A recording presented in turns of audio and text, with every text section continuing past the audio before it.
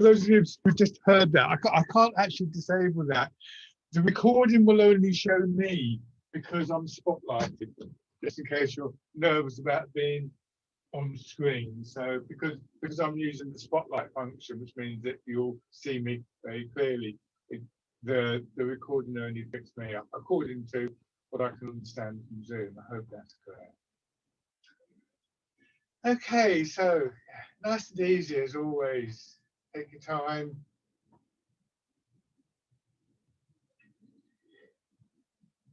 One thing that is quite interesting, I think, to do is to kind of use the fact that you're starting doing a Tai Chi session to remember, you know, how you feel when you do Tai Chi. Just sort of very general terms, nothing specific. I'm not talking about any great detail, but memory is an interesting thing because memory can trigger responses in your body. So, you know, whatever it is that maybe kind of like keeps you coming back to Tai Chi, probably not your legs aching, I would have thought. Well, that's definitely a part of it, but yeah, there's a reason why we keep coming back, and sometimes it's good just to focus on that, almost as a way of putting something in front of you that you're going to slowly fit into.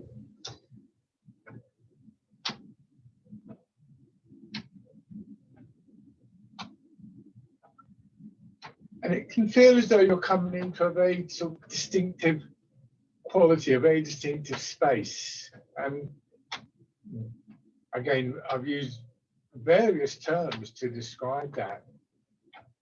Qualities of stillness, of space itself, calmness, the qualities of the movement, the flow, the rhythm, and so on and so forth. All part and parcel of that space, which is most important to you in the first instance, of course, is a very personal thing. So we find a starting point, and from there we start to consider what's actually going on. So it's good to focus on your posture, of course. Weight slightly forwards, hips dropping back, soften your knees. Feeling the muscles of your body, especially the lower part of your body, feet, legs, hips, buttocks, lower back. Just sort of engaging, but hopefully not tightening, or at least the aim is for them not to go tight. So we want to condition the body until the muscles, tendons, and ligaments of the body are sufficiently strong that you can hold this posture without it being right at the edge of your limit. You know, if you train, you know, if you do weights, for instance, if you train to lift 5 kilos, then 3 kilos will be well within your means and wouldn't be a strain. But if you want to lift 5 kilos easily, you probably have to lift 8 or something like that. Not that I know anything about weight training, but so a part of the progress in Tai Chi is this physical development, this conditioning of the muscles, so that the things that we can do can be done with a certain softness, certain suppleness, elasticity in muscle.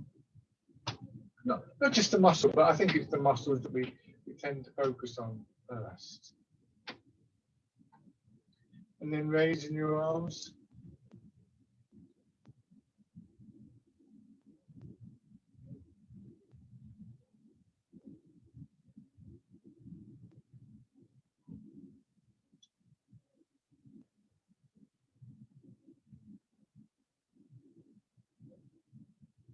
And then just let your hands drop down.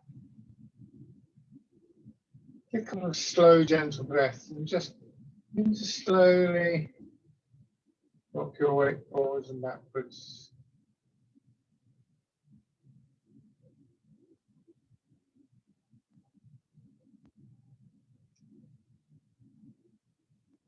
Finding, first of all, where the outer limits of the movement are, because Another factor that will affect that feel of the muscles, that sort of springiness in the muscles, whether it's there or not, is whether you're actually asking your body to sort of get to a point where it's definitely in conflict with the gravity through your body. So I can go to here and I can hold this posture for a while, and it's, you know, it feels fine. As soon as I go to here, now I can feel my calf muscles and my lower back tightening. So that's too far. I might be able to get a bit further. I can drop the hips a bit more, but I'm still kind of on that line. Then we start to recognize the midpoint, so that even those muscles that might be a little bit more under load than others. So when I go forwards, before I reach that line, my calf muscles are engaging, my back muscles are engaging more than perhaps the muscles of my chest. But there's a difference between a muscle that's working and one that's under strain. But there's a midpoint where you get this feeling all around. Yeah, that there's a kind of equality, if you like, an equilibrium is the term. Then just continuing with the rocking movement and hands out to the sides. So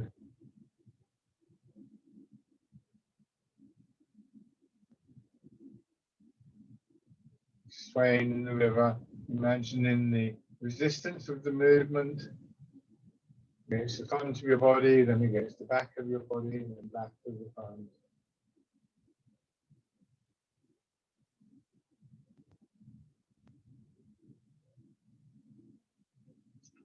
It always feels to me, when I go forward, it's almost like, and this is exaggerated, but it's there. I've got this sort of longer feeling through my spine, and then when I go back, I sort of sit back, and that seems to just shrink a little bit. So there's a very gentle, not really noticeable from the outside, but something that you can feel, a gentle feeling of pulsing up and down the spine.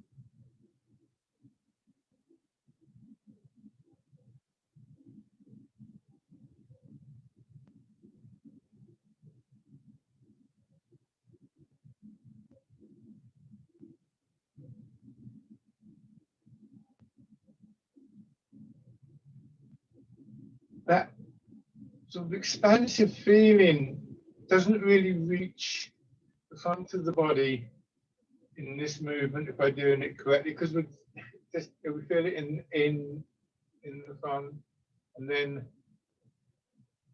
if we could go further, we probably would feel it in the back, but we feel it in the back, but not in the front. We would feel it eventually, but it's just quite a small movement.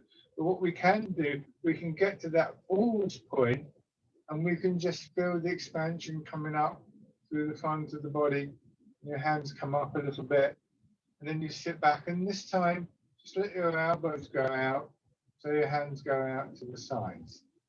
So it's almost like from here, it's almost like you get to here and then you stand on tiptoe. You don't actually, but you can feel that push up coming from the ball of the foot, sending your hands out and back, and sit back.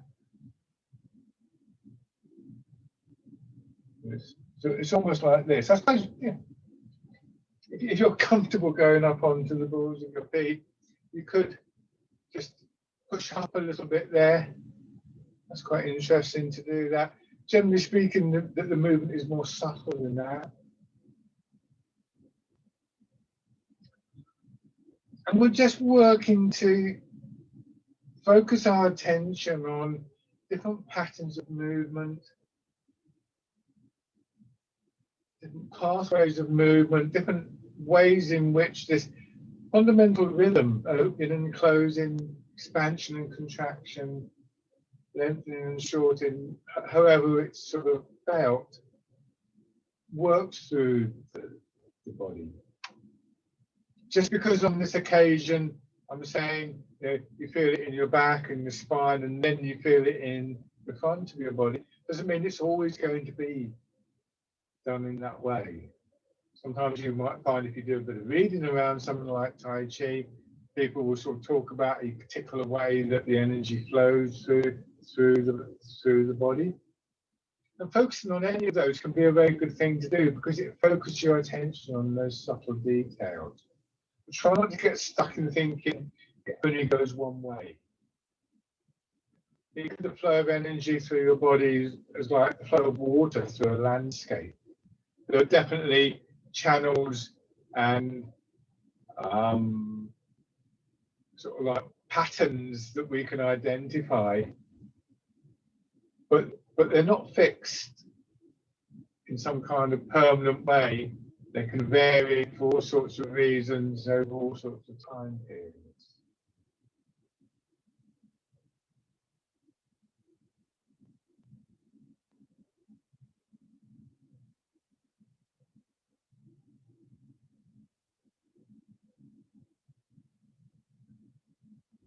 So for instance, with this exercise, the movement seems to go sort of from front to back to front. In a moment, we're going to change to rooting down, and then we'll feel the movement sort of equal front and back as we push up through the body, or at least we can focus on it in that direction. So sinking down, we'll be expanding and contracting.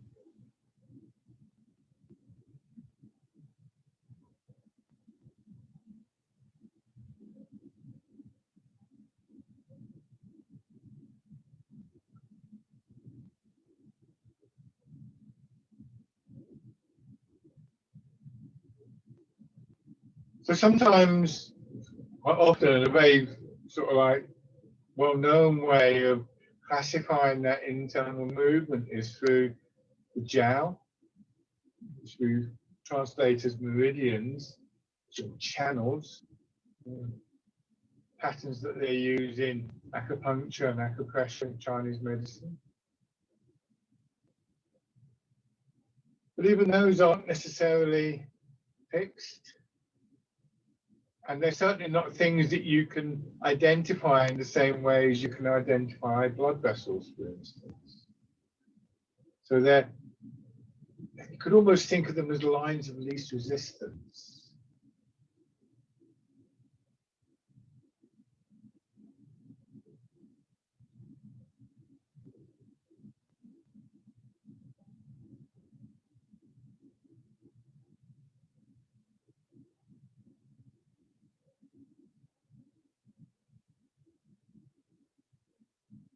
And then change into the wild goose.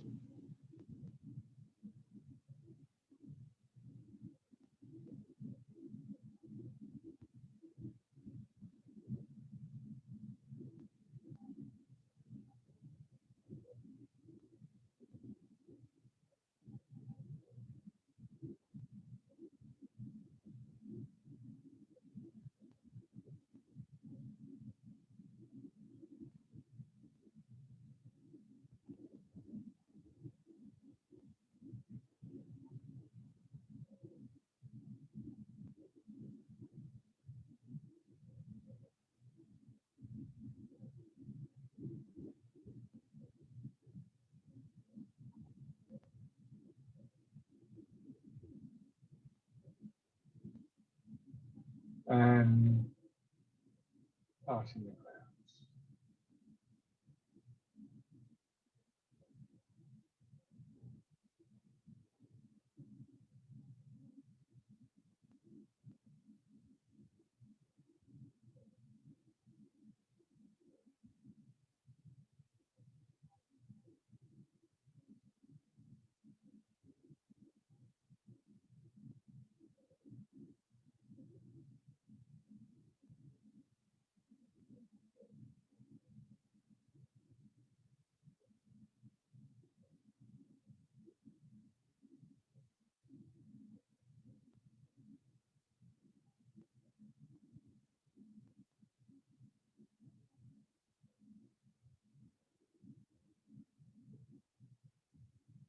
One more round.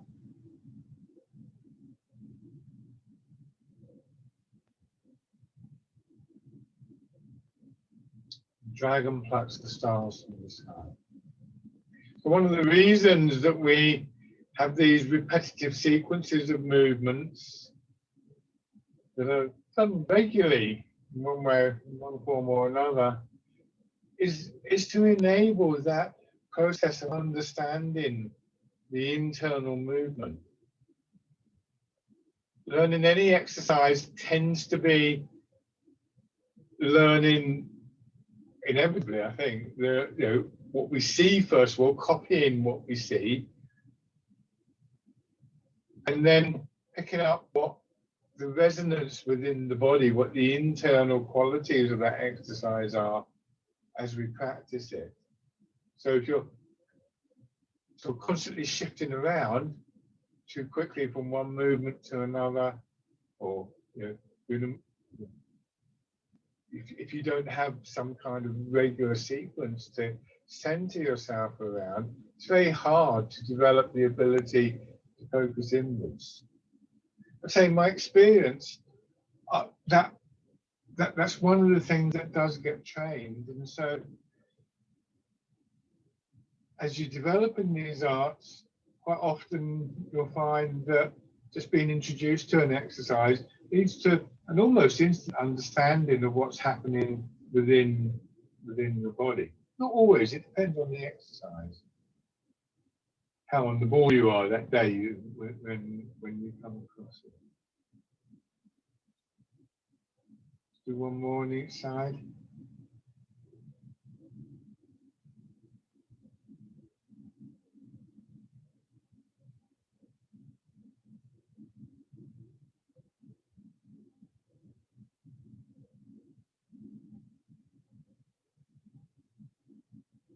And then pushing in 4 directions. It's also worth noting that in Chinese medicine, it's said that the energy will follow the thought. So even if we've got an idea about how the flow, the pattern works within the body for a particular exercise, by sort of thinking differently, by reframing in our minds what's happening in the exercise, we can change the internal experience. Nothing should be set in stone.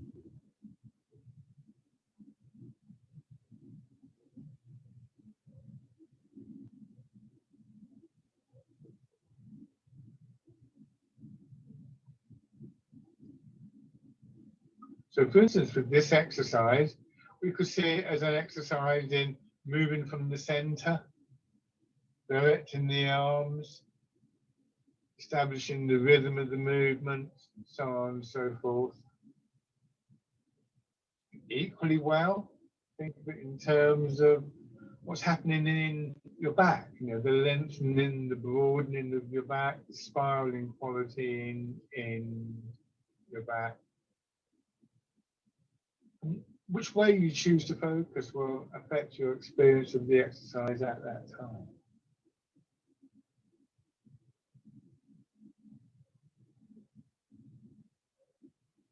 Steady the mind to enable us to not get sort of completely washed away by endless possibilities. We bring our attention back to our posture. This is one of the things that can really settle our attention. Just an awareness of feet, knees, hips, shoulders, so on and so forth. Sometimes the breath as well can do that.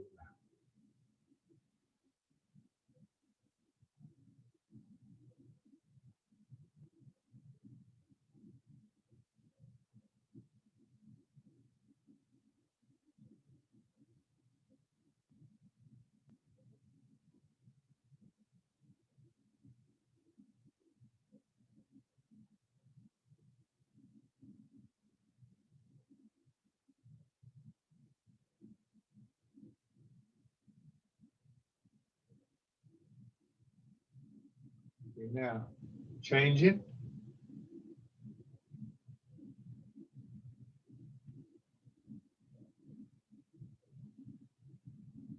Another interesting thing about developing a set of movements in this way is, of course, that moment of changing from one movement to another, or maybe even one part of a movement to another.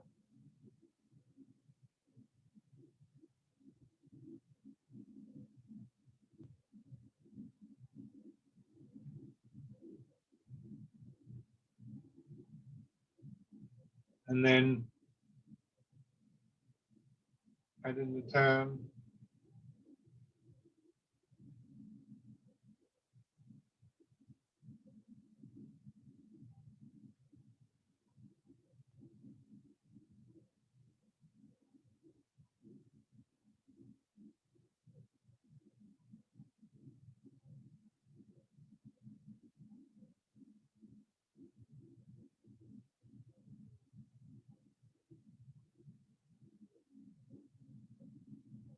And then switch sides.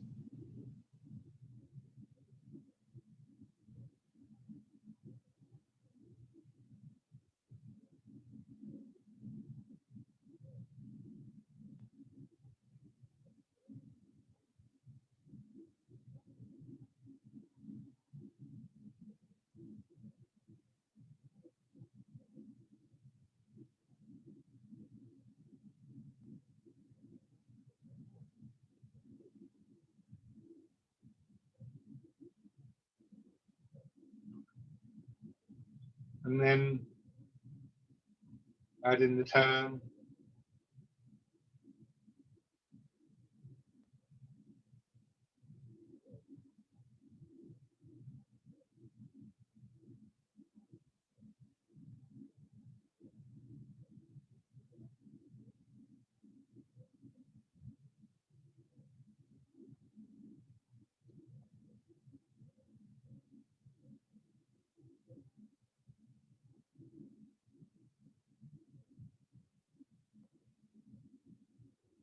Rowing a boat in the middle of the lake.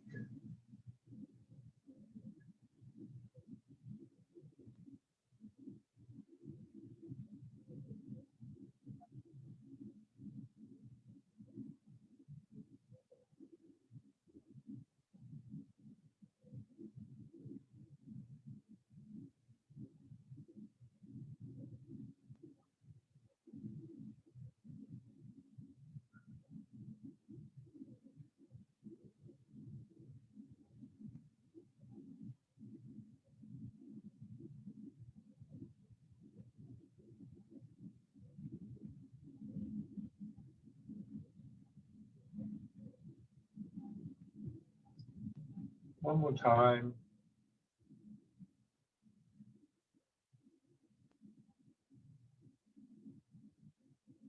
And stand.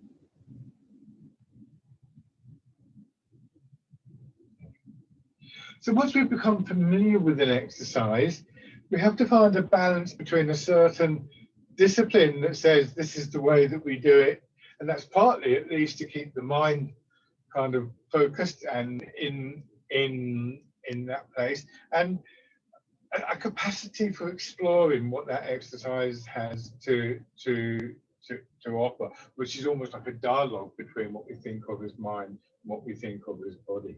I think I first realized that process when a few years ago, when one of my teachers, my main teacher, Karel Biscuba, I was with him on a day, and I can't remember the exercise even, I just remember the moment when he said something about that exercise. He talked about an image, and the whole exercise seemed to change for me, and I realized that the responsiveness between body and mind was almost instantaneous on that occasion. And so, how it was a good example of the interaction of these three things: mind, body, and what you might call movement or energy. And it's great because it means that you're using the whole of yourself, but in some ways it's much harder work, because it does also mean that if you're doing a particular exercise and you get distracted, you lose the focus of attention, you're more likely to go wrong. I find that sometimes when I'm teaching, I might be doing something with a group, and suddenly it occurs to me that there's something I could say about the exercise, or maybe there's another exercise that we could do that would help with what they're doing. And sometimes, as I think of that, I can feel my body trying to do it, and it's like, no, don't do it yet, because it's not the right time to do it. So it makes an extra requirement. It requires an extra sense of focusing and, if you like, concentration, of gathering of our attention when we do that. Okay, so let's do bear play. Let's start off with just the shifting of your weight.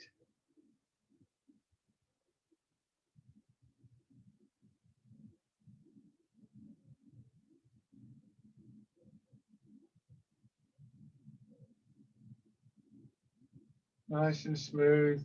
A slight movement upwards here. This is exaggerated, and then dropping down.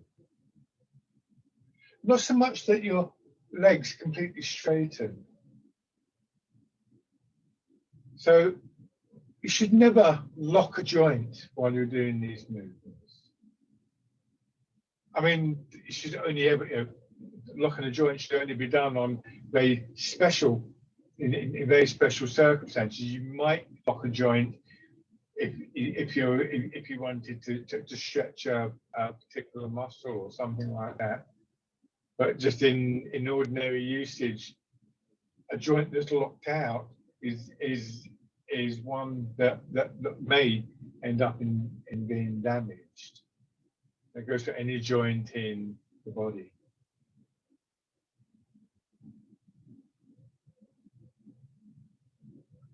And then in Tai Chi, with this quality that I sometimes describe as spaciousness, it's very important that we do retain that space in the joints. Some of the joints of the body, like the knees, for example, can be referred to as energy gates.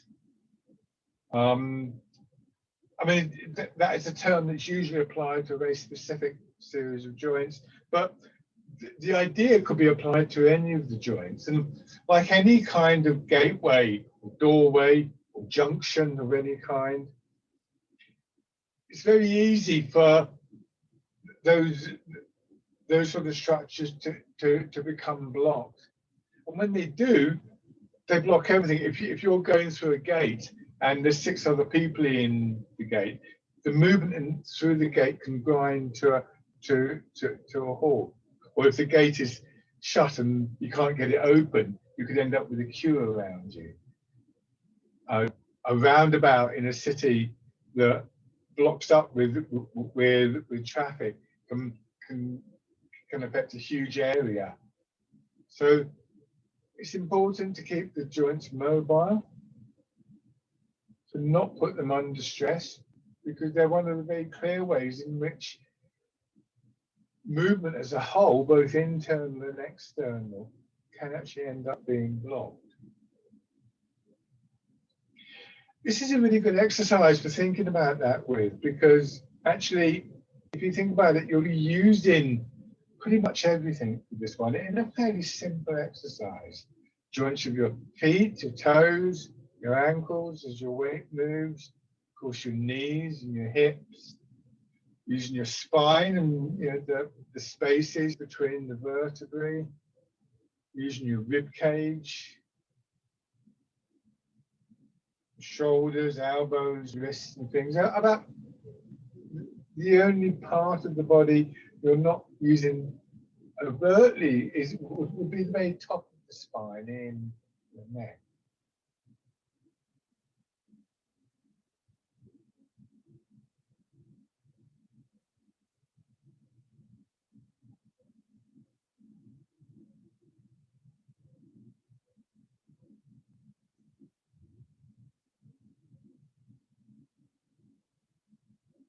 Do one more, down, and then just stay on that leg and turn out and the ball in front of the shoulder.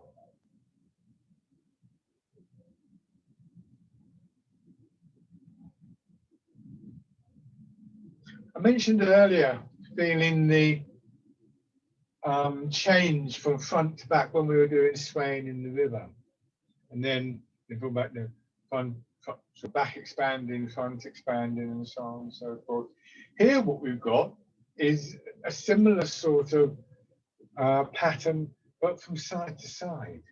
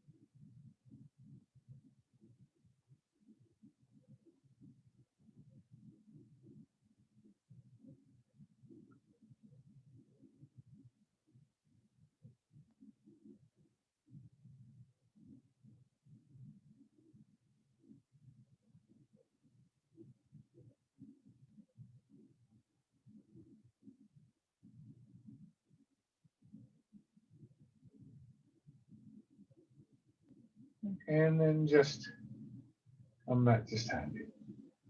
Good. Shave. We'll do swimming dragon. So either do this with your feet a little bit apart or close together. I'm going to do it close together, but remember, as I've always said in the past, if you're more comfortable with the wider stance, do that. It won't be quite so obvious what's happening in your legs if you do that. If I do this exercise, you can see there's a real curve going through the knees. When I do it like this, the same thing. Oh, I don't know. Maybe it is as obvious.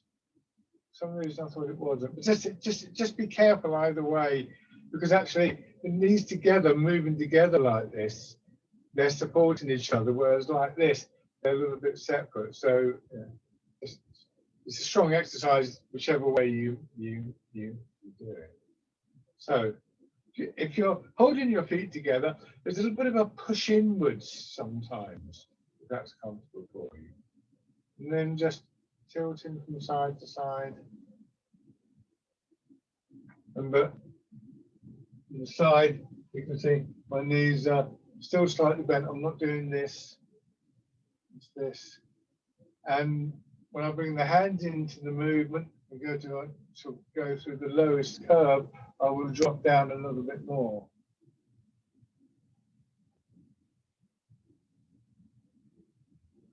And just holding the hands back level with the solar plexus, and just do this to feel the movement, because what we don't want to do is to end up with the hands kind of making these squiggly patterns and the body not doing anything. Feel how the body drives the hands.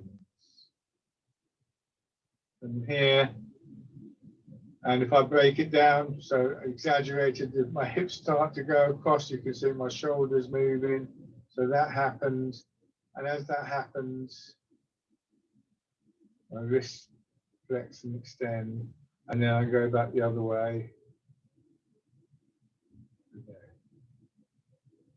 And then into the full movement, starting the lower circle.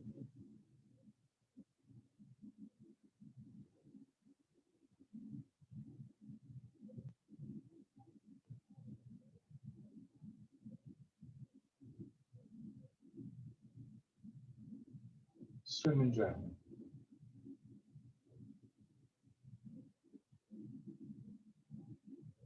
So again, we've got that alternation from side to side. As you become more aware of these patterns and how different patterns are associated with different exercises, it opens the possibility of actually, in your own practice,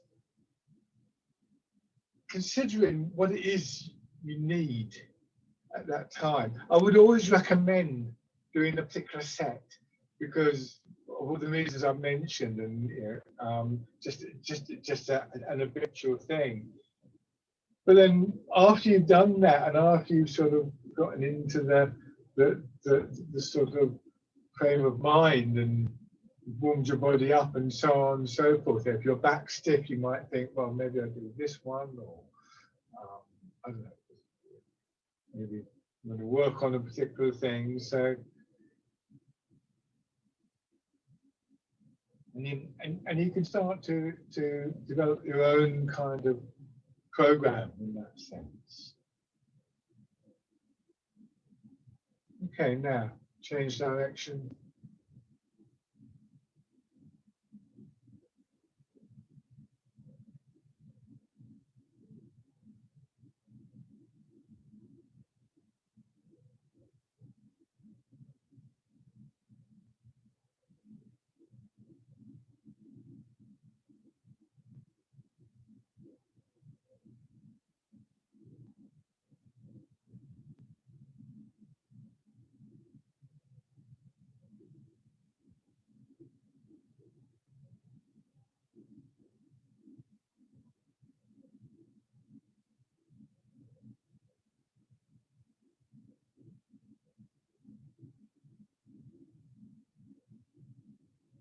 Good.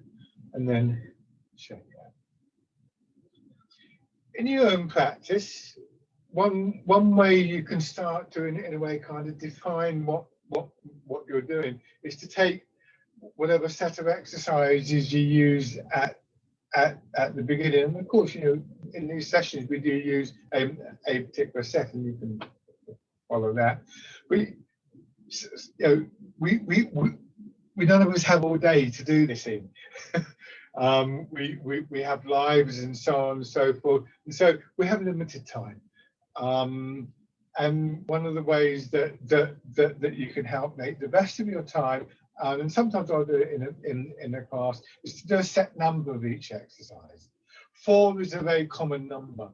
And it needs to be an even number, because some of them, of course, work alternately on each side. You want to get a sort of balance there. It's not the end of the world if you do a little bit more on one side than another, but you can count 4 or 6, and that means that you start to get a sense for how long a particular set of movements is going to take. And that can also be quite a useful mental discipline. So it's, as I say, 4 is a common number. I'm not really sure why they choose 4, but 4 is kind of convenient. If you choose to do 10 or 20 or something, it's kind of quite easy to lose count. So it defeats the object of it. So sometimes you might want to do that. Sometimes you might want to spend longer on a particular exercise or something like that. So, as we get to know the sequences better, as we get to know the possibilities better, we can start to kind of sculpt them in a way that's most appropriate for us at that time. You're the person who knows your needs best. So 1 foot forwards. I would say some exercises we always do. This is one of them. One of the reasons that with this exercise is that it is such a fundamental exercise from the point of view of the tradition of Tai Chi. If one of your interests that develops is this whole lineage of Tai Chi, and understanding the tradition and developing the potential of the art, you simply cannot get away from practicing this exercise, amongst others.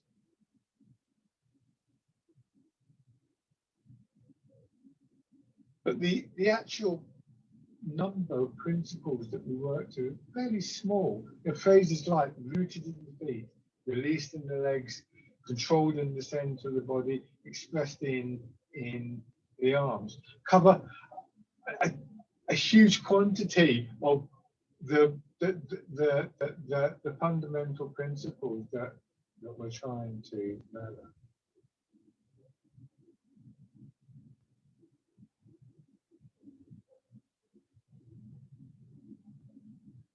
Now just raising your toes and your heel.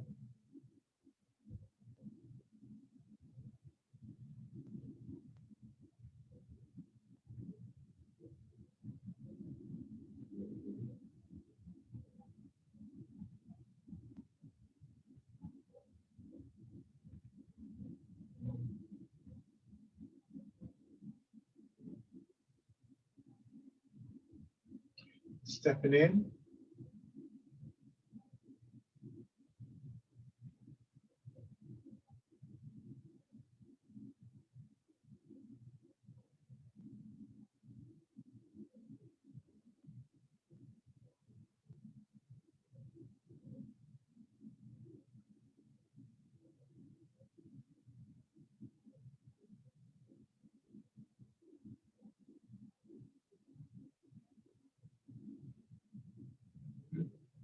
On the other side, remember hip width across your feet.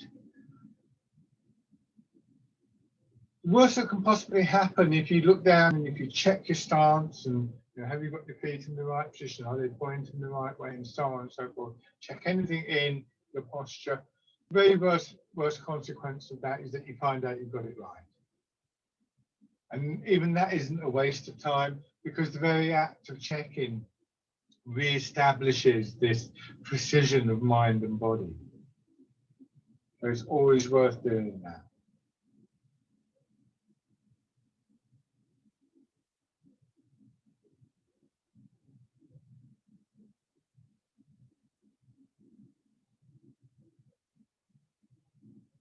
Begin to raise your toes and your heel.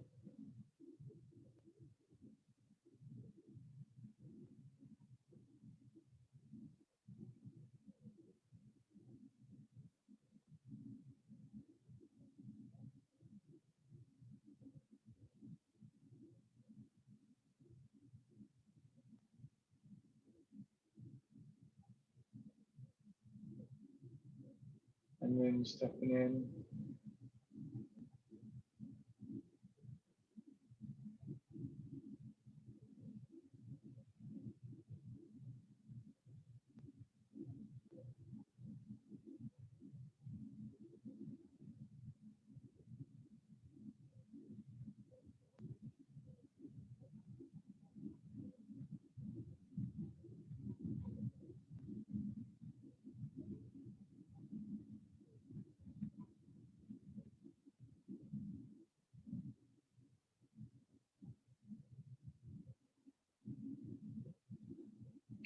And then a few steps.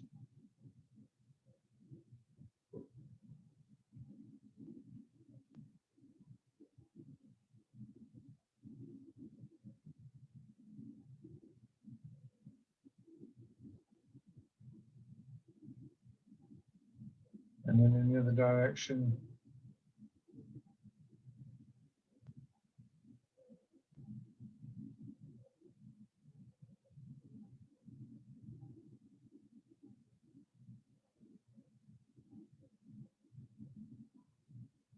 Okay.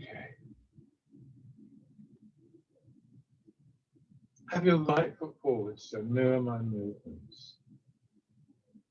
Sink back, hold your hand over your belly. Then easing forwards and pigeon split its wings.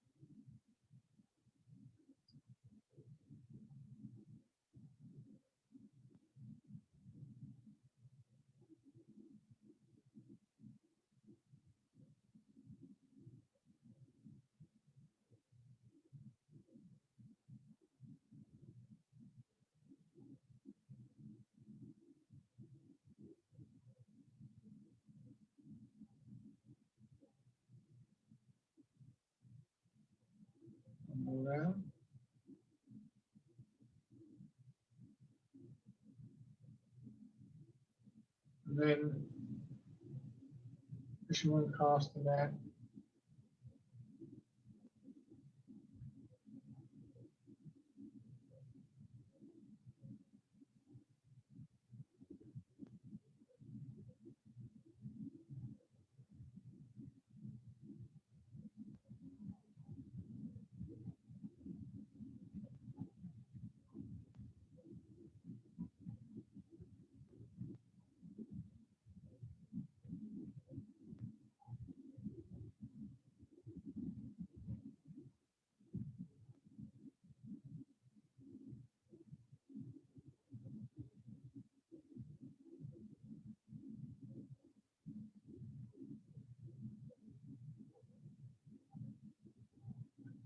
Pushing away.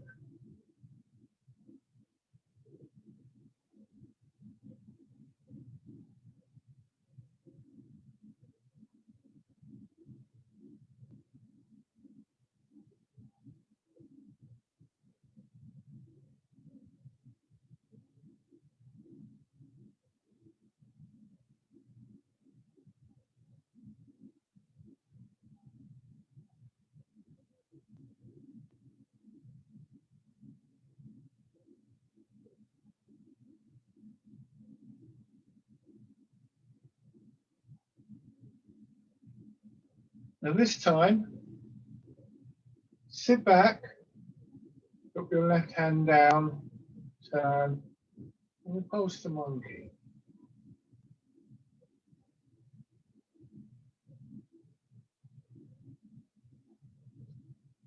See if you can notice as you do this, that when you turn, there's an effect on your legs. So when I turn to go forwards, there's a tendency to kind of pull on my back leg.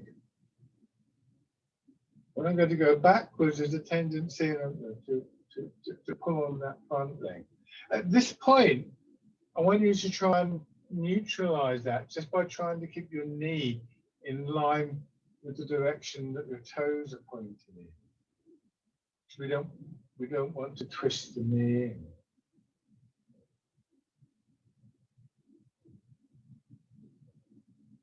Now, either keep doing that, and that will involve a certain amount of rotation of your knee, perhaps, or maybe a forward and backward movement of your knee, depending on how you're sort of experiencing it.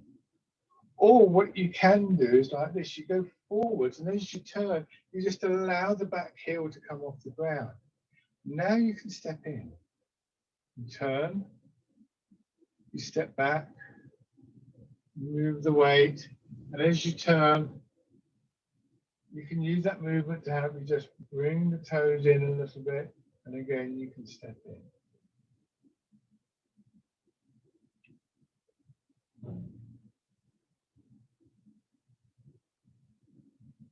If it helps you to know this, you're stepping with the same foot as the hand that you're pushing with.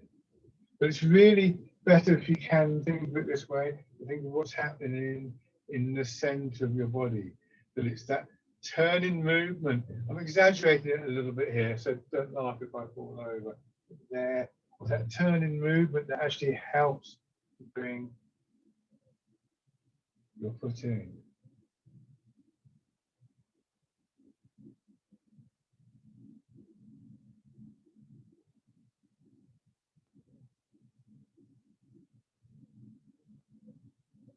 And shake out. I think we don't always appreciate the significance of the movement in the center of the body to our feet.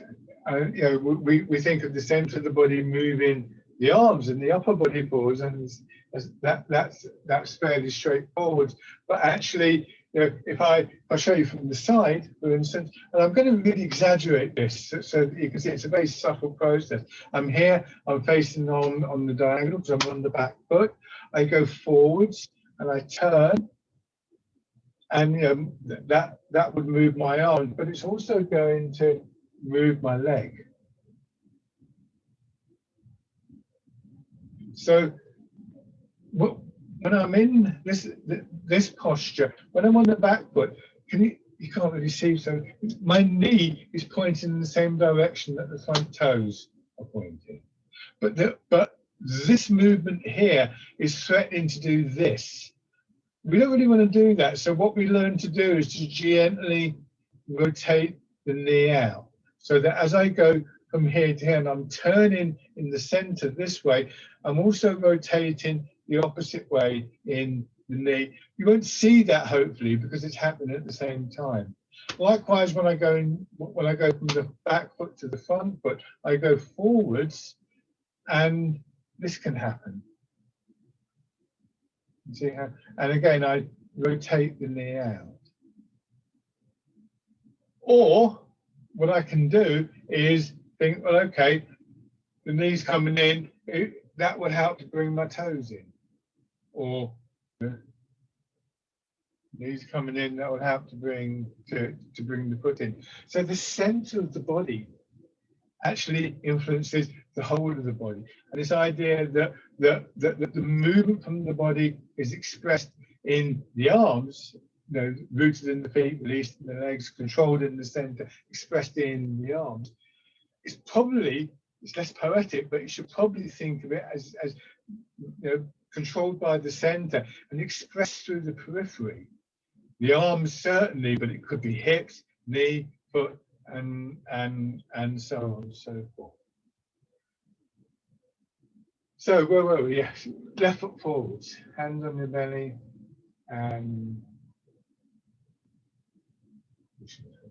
so in terms of the focusing of our attention, this part of the body becomes almost a sort of almost like a telephone exchange. Messages come into the center from different parts of the body, and most of those will get transferred to the brain, but one way or another they come into our awareness. Some will go through other neural circuits, and things that are developed in our mind, images for instance, are sent into the center and out.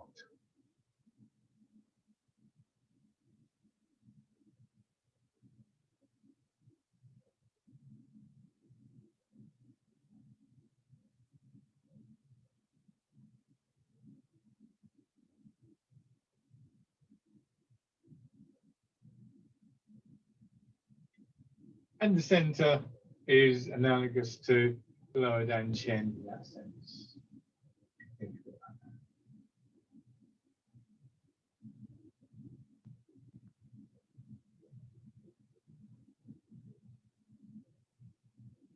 And then fisherman cast the net.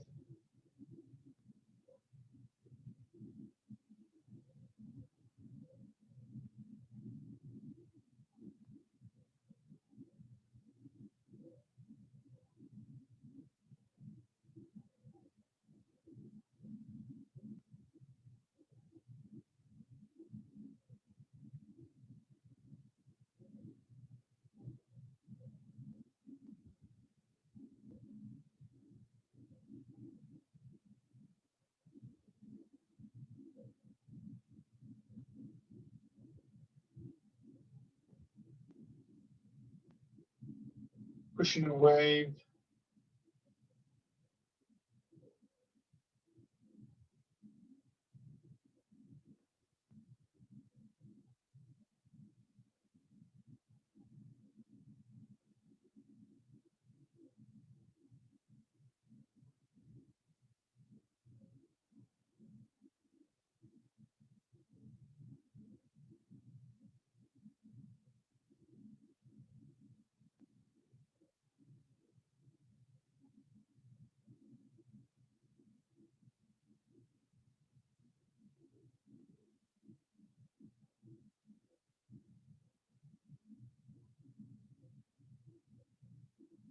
And then repulsing the monkey.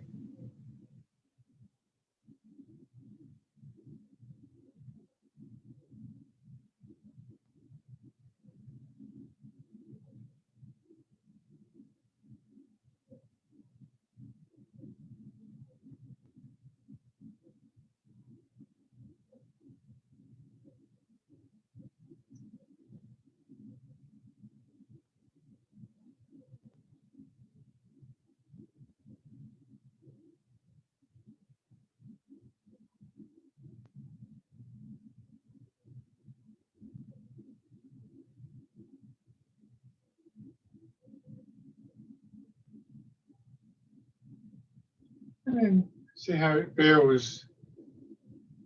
Step in, take your time, sink back, turn. You can just rest there for a moment. Don't rush at this. It's quite often a little bit baffling at first when we think we have to coordinate hands and feet, but actually both, as we've discovered, are connected to the center. So if we can focus to our center, the issue of coordination doesn't arise.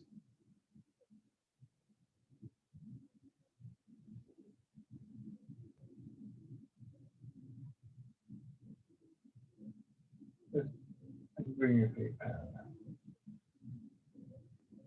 Okay, rubbing your hands together.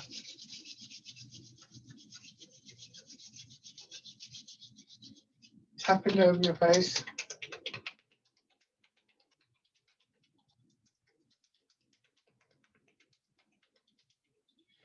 Your head and neck.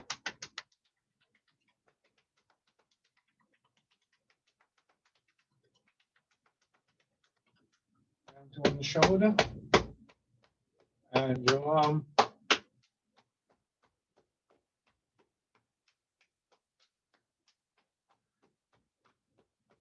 On the other side.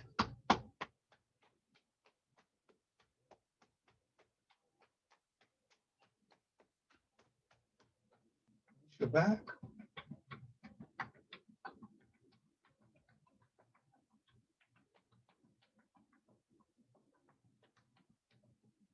Around your hips.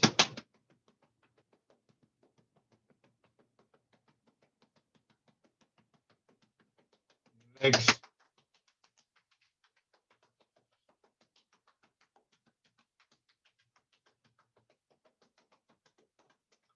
Belly. The upper part.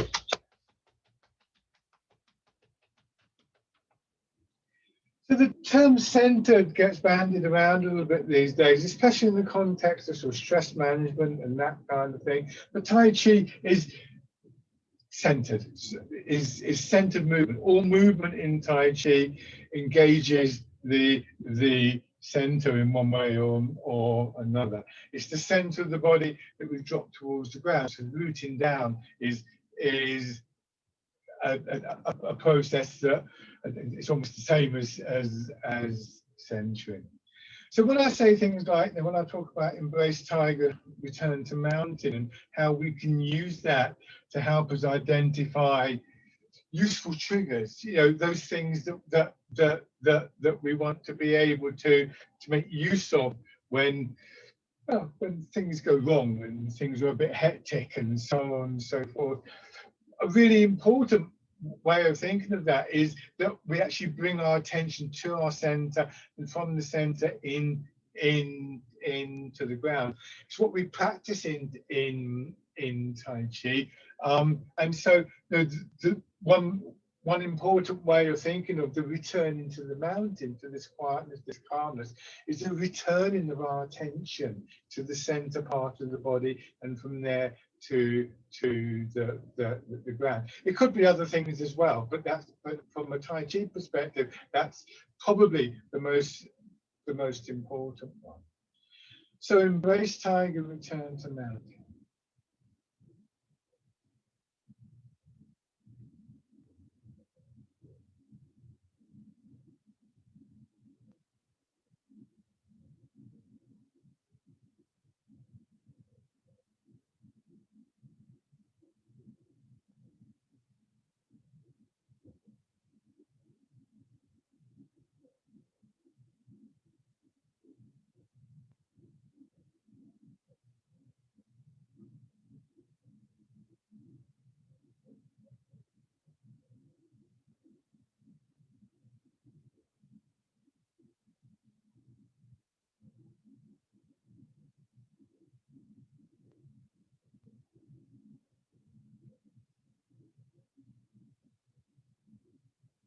One more round.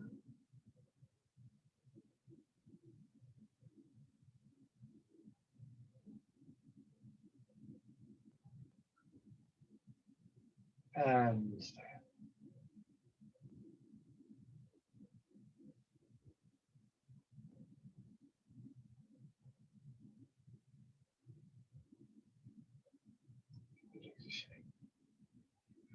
Lovely. Thank you very much, everybody, as always. Yeah.